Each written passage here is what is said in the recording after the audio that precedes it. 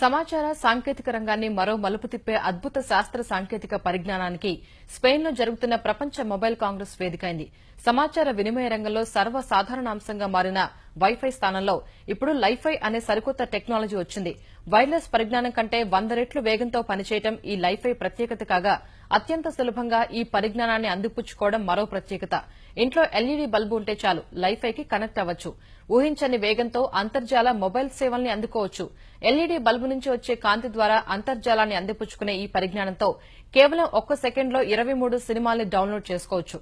France చెందిన OLEDCom అనే అంకుర సంస్థ ఈ లైఫై టెక్నాలజీని ప్రపంచ మొబైల్ కాంగ్రెస్ లో ప్రజలకు పరిచయం చేసింది. ఒకే వైఫై కనెక్షన్ ఎక్కువ మంది ఉపయోగిస్తే అంతర్జాల వినిమయం వేగం తగ్గిపోతుంది.